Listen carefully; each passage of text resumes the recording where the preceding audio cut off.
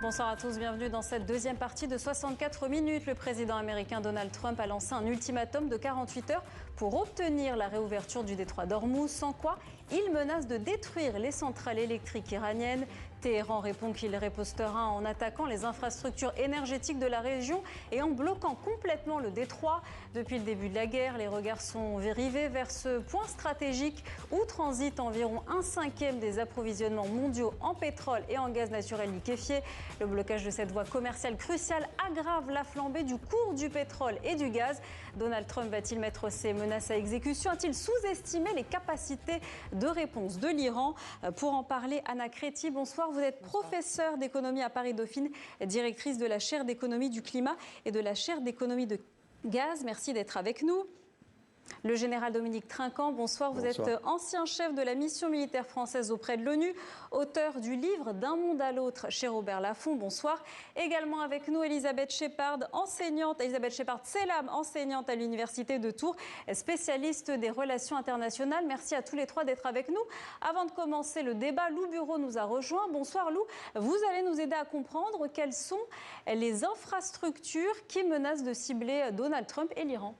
Et oui, Amal, c'est la dernière menace du président américain, s'en prendre aux centrales électriques iraniennes si le détroit d'Ormuz n'était pas débloqué dans les 48 heures. Et il précise dans son message, en commençant par la plus grosse. Alors ce n'est pas très précis, mais si l'on regarde la plus grande centrale iranienne en termes de capacité, il s'agit de la supercentrale de Damavand, située à 40 km au nord de Téhéran, mise en service en 2009. 2868 MW de capacité. Elle couvre quasiment entièrement les besoins en électricité de la capitale et de sa région. Et si elle devait être détruite, eh bien cela engendrerait une énorme crise économique doublée d'une crise humanitaire. Est-ce que les États-Unis seraient prêts à aller jusqu'à mettre en application cette menace ? Eh bien oui, selon les médias américains, c'est une escalade déjà envisagée depuis plusieurs semaines par Washington. Je vous propose d'écouter ce que disait Donald Trump il y a tout juste 10 jours. Nous pourrions détruire leur capacité électrique en 1 heure. Et il leur faudrait 25 ans pour la reconstruire. Alors la réalité est un peu plus compliquée parce que l'Iran dispose de plusieurs centaines de centrales électriques de différents types. Regardez cette image, c'est la grille électrique du pays. Cela donne une idée aussi de son ampleur. Il faudrait plusieurs centaines de frappes pour démanteler la capacité électrique iranienne. Pas impossible pour l'aviation israélo-américaine, mais extrêmement coûteux en termes de munitions et aussi en termes d'image renvoyée à l'international, car on le rappelle, cibler des infrastructures énergétiques civiles est un crime de guerre selon la Convention de Genève. Et de l'autre côté, alors comment est-ce que les Iraniens pourraient répondre à cette nouvelle escalade ? Eh bien, les Iraniens, eux aussi, menacent de frapper des installations énergétiques et des usines de dessalement d'eau dans la région. Ce sont surtout les pays du Golfe, alliés des États-Unis, qui sont concernés. L'objectif est toujours le même, augmenter indirectement la pression sur Donald Trump. Dans les faits, ils ont déjà commencé à détruire ces infrastructures civiles vitales, là aussi pour des millions d'habitants, comme le site gazier de Ras Laffan que l'on voit ici. Mais il reste encore de très nombreuses cibles, des sites particulièrement sensibles, comme par exemple aux Émirats, le complexe de Jebel Ali, l'une des plus grands sites de production d'énergie et de dessalement au monde. Au Qatar, la centrale électrique de Al-Houl, 30% des besoins en électricité du pays. Ou en Arabie Saoudite, la centrale de Razlan, une des plus vieilles centrales de la région. Merci beaucoup, Lou Bureau. Général Trinquant, menacé de détruire les infrastructures électriques d'un côté ou les systèmes de dessalement d'eau, qu'est-ce que ça veut dire? On entre dans une guerre totale? On monte dans une escalade dans laquelle les menaces du président Trump n'ont absolument aucun effet sur le gouvernement de Téhéran. Le gouvernement de Téhéran cherche une chose, c'est créer le chaos partout. C'est une attitude qui nous paraît suicidaire, mais qui correspond à l'idéologie des pasdaran et des mollahs, qui croient aux martyrs et au fait qu'ils seront libérés et iront au ciel dans le martyr. Donc c'est quelque chose qui n'a les menaces de M. Trump n'ont aucun impact sur eux. Ils veulent ce chaos parce qu'ils savent que nous sommes plus faibles. Eux tiendront. Et le président Trump, avec les problèmes du détroit d'Ormuz ou le problème de l'opinion publique mondiale, mais aussi américaine, lui est tenu par des citoyens qui élisent leur président. Alors qu'en Iran, on sait très bien que c'est un gouvernement autocratique et qui n'écoutera absolument pas ce que pense la population. Anna Créti, l'objectif de Donald Trump, c'est de rouvrir le détroit. Est-ce qu'il y a urgence? On voit qu'il y a de plus en plus de pays qui adoptent des mesures de restriction sur le gaz et le pétrole.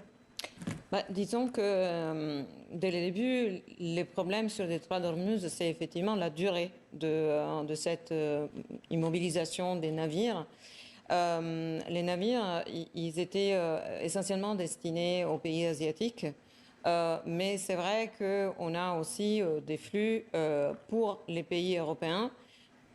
Probablement pas les éléments essentiels, l'approvisionnement les plus importants en termes de gaz et de pétrole, mais plus sur des produits chimiques ou des engrais qui étaient en revanche en destination européenne. Donc on a aussi un phénomène de ricochet, c'est-à-dire que les tensions sur les marchés qui attendaient ces volumes et qui font là augmenter les prix déterminent aussi un lisement de la situation généralisée des marchés du pétrole et du gaz qui sont des commodités globales et donc nous importons aussi cette tension dans nos propres marchés. Mais c'est vrai qu'il y a eu quelques navires qui sont passés, pour répéter les mots des pays qui ne sont pas explicitement affichés contre l'Iran. Il y a probablement aussi un trafic qui est secondaire, comme les vaisseaux fantômes, mais cela ne signifie pas qu'on a un trafic normal. Oui. Est-ce qu'il y a un vrai risque de pénurie si le blocage perdure ? Malheureusement, oui, parce que on a quand même une possibilité de remplacer ces volumes qui est limitée. Déjà, on a eu la première tentative, c'est-à-dire le relâchement d'une partie des stocks stratégiques des pays de l'Agence internationale de l'énergie, avec une mesure qui était quantitativement très importante, la plus importante décision jamais prise dans ce sens, mais qui n'a pas suffi ni à rassurer les marchés, ni à remplacer les volumes qui sont dans les détroits. L'ultimatum de Donald Trump intervient alors qu'il semblait penser que le blocage du détroit n'était pas sa priorité. Écoutez-le. J'ai peut-être un plan, ou peut-être pas, mais comment pourrais-je dire ça à un journaliste ? Globalement, nous nous en sortons très bien. Vous savez, nous n'utilisons pas le détroit d'Ormuz. Les États-Unis n'en ont pas besoin. L'Europe en a besoin. La Corée, le Japon, la Chine, beaucoup d'autres aussi. Donc ils vont devoir s'impliquer un peu là-dessus. Elisabeth Shepard-Selam, pourquoi ce nouveau revirement de Donald Trump ? D'abord, je pense qu'il pensait en disant ça que ça allait motiver certainement certains alliés à agir. Or, on a vu très bien que ce n'est pas le cas. Et puis, il y a, et le général le disait bien, une pression en interne, une politique, une opinion publique en interne qui compte. On peut dire que ça ne compte pas pour les États-Unis, sauf que les prix sont mondiaux et le prix de l'essence, notamment le prix du pétrole qui monte, ça va impacter bien évidemment son opinion publique et déjà qu'il y a un problème de prix et d'augmentation des prix, notamment sur l'alimentaire, dans une année électorale, parce qu'on approche au mois de novembre des élections américaines de mi-mandat, il doit effectivement trouver une solution et s'occuper de cette question qui est une grande question pour le monde entier en réalité. Alors, il avait fait appel à l'aide aux pays alliés qui avaient refusé de sécuriser le détroit. Finalement, 22 pays ont annoncé être prêts à participer à une mission de surveillance dans le détroit. Général, à quoi ça peut ressembler cette mission dans ce climat ? Écoutez, le déblocage, puisqu'il n'est pas bloqué aujourd'hui, il est contrôlé par l'Iran. Mais ça repose sur deux options. L'une diplomatique, l'autre militaire. La diplomatique, c'est qu'une résolution du Conseil de sécurité, et il faut rappeler que ça tient aux 5 membres permanents, et les États-Unis, le Royaume-Uni, la France et la Chine ont intérêt au déblocage du détroit d'Ormuz. Donc il reste à convaincre les Russes et surtout à convaincre les Iraniens. Parce que voter une résolution du Conseil de sécurité, c'est très bien, mais si on n'est pas capable de l'appliquer, ça ne sert à rien. Donc il faut absolument que la Chine et la Russie puissent faire pression sur les Iraniens. Si cette option ne marche pas, et on verra si elle progresse ou pas, il y a l'option militaire. Et ça, c'est une option dans laquelle les 22 pays dont vous parlez ne veulent pas s'engager. Ils veulent que les Américains s'en occupent et qu'ensuite ils permettent le flux normal au travers du détroit d'Ormuz, une fois que l'opération militaire américaine aura libéré le Golfe de toute menace iranienne. Donc ça veut dire un peu la fin de la guerre, d'une certaine façon, la fin de la guerre dans cet endroit. Alors les Américains sont en train de concentrer des forces importantes, deux corps expéditionnaires, l'un vient du Japon, l'autre vient de la Californie. À peu près dans une semaine, celui du Japon sera dans la zone, dans 2 semaines, celui de Californie. Ça veut dire que dans 15 jours, il y aura la force expéditionnaire qui sera prête. Il faut rappeler que depuis le départ, il avait été prévu 5 semaines de frappe. On en est à 3 semaines. Donc on voit que dans 2 semaines, on verra si la pression a fait son effet ou si il faut aller à la guerre dans le détroit d'Ormuz, ce qui est un engagement très important. Ça veut dire quoi ? important. Il va envoyer des troupes au sol, finalement ? Bien sûr. Le détroit d'Ormuz ne peut pas être tenu si on ne tient pas la berge nord, qui est la berge iranienne. Et donc, il faut monter un assaut, des bombardements et un assaut sur cette berge. Donc, ça veut dire pour le président Trump un risque important de perte américaine, bien sûr, peut-être d'enlisement, je n'en sais rien, malgré la supériorité américaine. Combien d'hommes pour sécuriser cette 250 km de côte ? Alors, les 250 km de côte, il faut les regarder de très près. C'est très rocheux, c'est très difficile. Donc, on tient les endroits clés qu'il y a là-dedans. Et puis, la marine américaine est capable de frapper. Donc, beaucoup de frappes avant, un assaut dessus, s'il le tente. Mais je répète que c'est un pari extrêmement risqué, parce que si ça échoue, victoire absolue pour les Iraniens.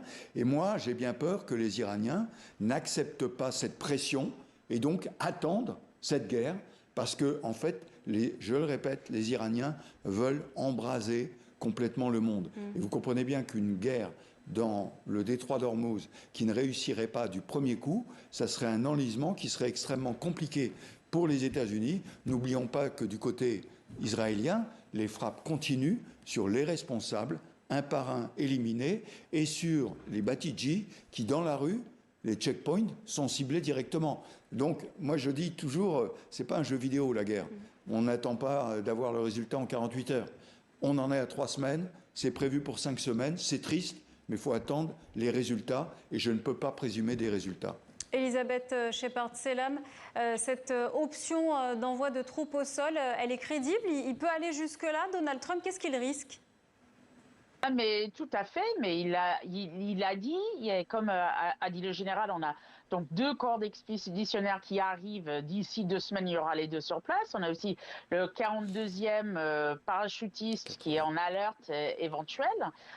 Ils ne peuvent pas tenir le détroit d'Ormuz sans mettre les pieds sur le sol, que ça soit sur une des îles dont on parle beaucoup dans la zone, ou aussi sur les côtes, parce que s'ils voulaient juste escorter, par exemple, on en parle souvent, des navires, ils seraient canardés. Il y aura certainement des roquettes, des missiles, des drones des côtes. Donc il y a une obligation, en quelque sorte, que le président a expliqué plus ou moins bien, très clairement, plutôt moins que plus pour l'opinion publique américaine, parce que on ne peut pas simplement envoyer des navires, et ce n'est pas des Marines qui vont, par exemple, escorter des navires à travers le détroit d'Ormuz.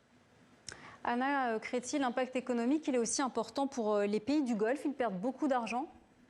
Là, les frappes qui ont touché les infrastructures énergétiques, typiquement du gaz naturel liquéfié, notamment au Qatar, au Koweït, en Arabie Saoudite, sont des pertes majeures.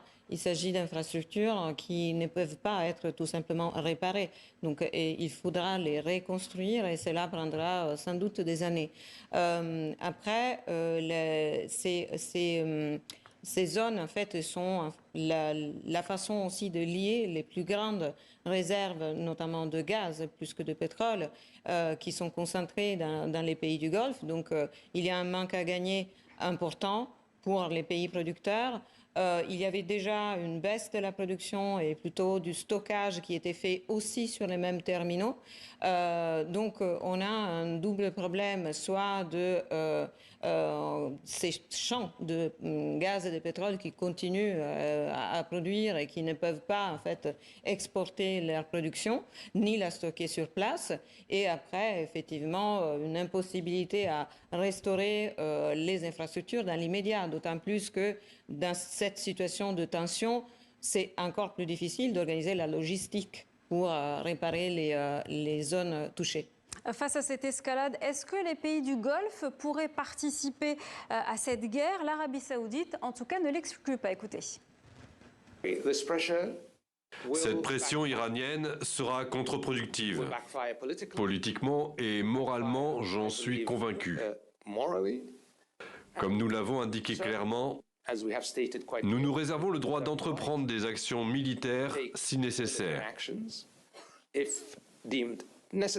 le moment venu, les dirigeants du royaume prendront les décisions qui s'imposent. Général Trinquant, que peut faire l'Arabie saoudite? De quels moyens dispose le pays? Alors l'Arabie saoudite, de tous les pays du Golfe, est certainement celui qui a la plus grande capacité, mais aussi les plus grandes faiblesses. Il y a beaucoup, on parlait des usines de désalinisation ou du pétrole et du gaz. Donc je crois que pour l'instant, ce qui leur importe, c'est de se défendre. Je crois ensuite qu'on va assister à une redistribution des alliances dans la région. Il faut se rappeler que l'Arabie saoudite était en contact avec l'Iran par le biais de la Chine et que maintenant, l'Iran, c'est vraiment l'ennemi, il nous tape dessus, donc on n'en discute pas. Mais les États-Unis aussi. Je rappelle que l'Arabie saoudite et les Émirats avaient tous dit « surtout pas cette guerre ». Et finalement, les États-Unis ne les ont pas écoutés. Donc je pense qu'il y a vraiment une remise en question globale. 1, se défendre. 2, voir si on a quelque chose à faire dans les attaques, mais pour l'instant c'est américano-israélien, et ça embêterait bien l'Arabie saoudite de mener une action conjointe avec l'Israël, vous voyez.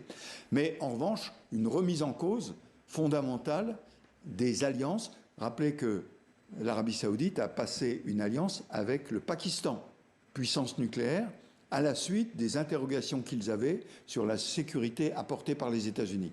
Donc on est vraiment dans une redistribution des cartes due en fait à la volonté américano-israélienne de lancer cette opération et surtout à la réaction suicidaire de l'Iran qui tape absolument partout sans aucune distinction. Elisabeth Shepard-Selam, comment est-ce que les alliés peuvent continuer à mettre la pression sur Donald Trump pour qu'il arrête cette guerre? Quels sont leurs moyens dont ils disposent? Aujourd'hui, je ne pense pas qu'il y a énormément de moyens, à part des moyens économiques. Donald Trump n'a pas écouté, comme a dit le général Trinquant, Donald Trump n'a pas écouté dans le premier temps, quand il a commencé la guerre. Il savait très bien, on savait depuis le mois de janvier que c'était un risque. Il y a eu beaucoup de pression des Saoudiens et des autres. Ça n'a pas fonctionné. Je pense qu'aujourd'hui, pour Donald Trump, aller au bout est essentiel, autant pour des raisons de politique interne, parce que s'il se retire sans victoire, ça lui coûte cher déjà au niveau interne. Et s'il va au bout et il réussit, ça va lui apporter peut-être en victoire. Donc il a aussi ces questions internes. Et puis en termes de politique étrangère, s'il lâche l'affaire sans avoir quelque chose en retour, c'est la politique étrangère des États-Unis qui prendra un coup. Donc je pense qu'aujourd'hui, les alliés n'ont pas énormément de levier et on entend quand même quelques bruits en disant maintenant que vous l'avez commencé, il va falloir en finir parce qu'il ne faut pas laisser l'Iran proliférer et rester en gros fort dans la région, surtout pour ses voisins. Général Trinquant, est-ce que Donald Trump a été pris de court par l'escalade de la guerre en Iran? Est-ce qu'il a sous-estimé les capacités de réponse de l'Iran? Probablement, parce que les Iraniens, le régime des Pasdaran, est sur une autre logique, j'ai expliqué tout à l'heure. Maintenant, je pense vraiment que la stratégie d'attaquer l'Iran au cœur, c'est la stratégie de M. Netanyahou. Ça fait 20 ans qu'il prépare ça. Vous comprenez bien qu'on ne peut pas continuer à lutter contre le Hamas, le Hezbollah, les milices en Irak et les Houthis, alors que le cœur, ceux qui dirigent cette opération à Téhéran, reste en place. Et donc je crois que d'une certaine façon, dans sa stratégie, M. Netanyahou a raison. Il faut aller taper au cœur. Et il a probablement présenté des arguments valables à M. Trump qui se heurtent aujourd'hui à la réalité de la guerre. Encore une fois, ça n'est pas un jeu vidéo. On a dit qu'on taperait pendant 5 semaines. On a dit qu'on ferait soulever la population. Eh bien, on n'y est pas. Continuez. Le seul problème, comme le disait Elisabeth tout à l'heure, c'est que le président Trump, lui, il a une opinion publique qui n'est pas favorable à cette guerre derrière. Donc, elle le soutient aujourd'hui, parce que c'est, j'allais dire, la réaction américaine, c'est la réaction du drapeau. Il y a la guerre, on ne va quand même pas dire à nos soldats vous faites n'importe quoi. Mais il est dans une position beaucoup plus faible que le pouvoir israélien, qui lui est totalement soutenu par la population israélienne. Et donc je crois qu'aujourd'hui, il est un peu contraint d'aller jusqu'au bout, parce qu'il l'a dit d'ailleurs, nous terminerons la guerre ensemble, donc ça sera une décision conjointe. Et je pense que le Premier ministre, M. Netanyahou, continue à lui dire « Attendez, on en est à 3 semaines, voilà les indices que j'ai, on va y arriver, on va y arriver ». Et donc, c'est pour ça que je dis tout le temps, voyons passer ces 5 semaines, c'est triste de dire ça, hein. Attendons les 5 semaines de guerre pour voir quel est l'effet produit, mais c'est ce qu'il faut attendre. Merci beaucoup, Général Trinquant. Merci à vous.